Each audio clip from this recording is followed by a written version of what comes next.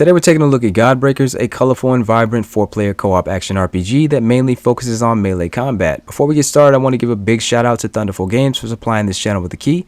And with that out of the way, let's get started with the bad as always for full transparency. There is no quick play option for co-op here. You need to share a room code or send an invite from your friends list to fill out a co-op game. I wish they would have taken a different approach and made this a lot easier to join random people. This feels far too closed off and it makes filling out games a chore. Now with that being said, there is an option for single player, but I wish that we could have gotten a games list or some form of matchmaking. Another issue is the amount of content here. Now this is a roguelike, so repetition and grinding are to be expected, but this game is still kind of short. There are only 6 levels, with the 6th being a boss level, and you only have to complete 4 to finish a run, while you're presented with the option to choose between 2 of the first 4.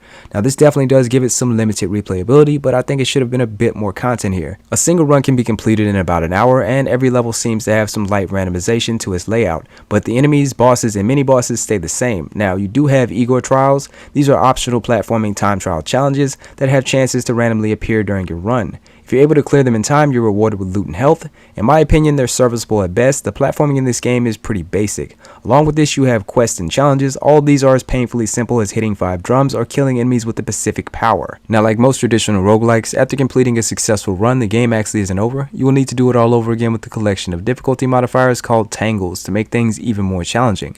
To unlock the true ending, you actually need to complete a decent amount of quests and challenges to unlock every tangle, and this does plump out the game's length considerably.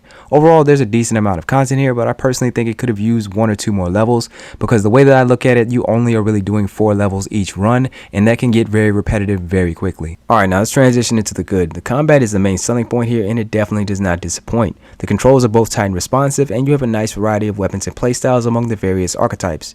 Each one feels distinctly different from the next, with different stats, abilities, and specialties. There's a heavy focus here on dodge canceling. For those unfamiliar with the term, it means you can cancel out of any animation to trigger a dodge at any time, and this is crucial for the harder segments because this game will definitely test your reaction time with the amount of enemies on screen and the size of the boss's area of effect attacks. What really stands out here is the Godbreak ability that allows you to inhabit and detonate an enemy when their health is low enough, while also stealing a single use of their powers. Coupled with the right build, these powers can easily make or break your run as they effortlessly create fun and chaotic encounters. You also have class-specific special moves along with a decent variety of items such as traps, buffs, grenades, and even certain powers. Once you fully understand all of this game's mechanics, its combat truly begins to shine as you learn to utilize every tool in your arsenal. Aside from that, Godbreaker is a pretty standard roguelike with randomly generated buffs and abilities scattered across each run, alongside permanent perks and cosmetic upgrades and additional classes that all can be unlocked and equipped between runs in the Coven. There's actually a pretty interesting story here that's pushed to the background and spliced into the game world with various interactive objects and items. Initially I wanted more, but I feel like they presented just enough to actually make you want to delve into the lore. I really love the art style and visuals here as well. It reminds me of a much more mature version of Ratchet & Clank with its stylized presentation and vibrant color palette.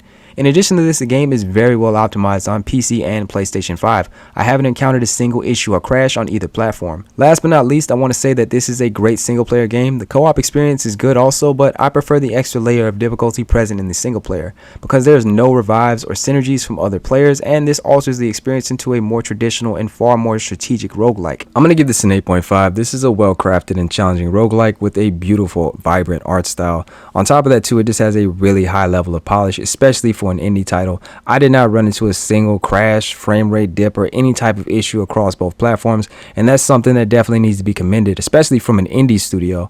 Overall, I just really enjoyed this game, man, especially the combat. Every time I thought I found my favorite archetype, I would try a new one and it would either match my previous favorite or become my new favorite. They just did a phenomenal job. I highly recommend this, especially if you like roguelikes.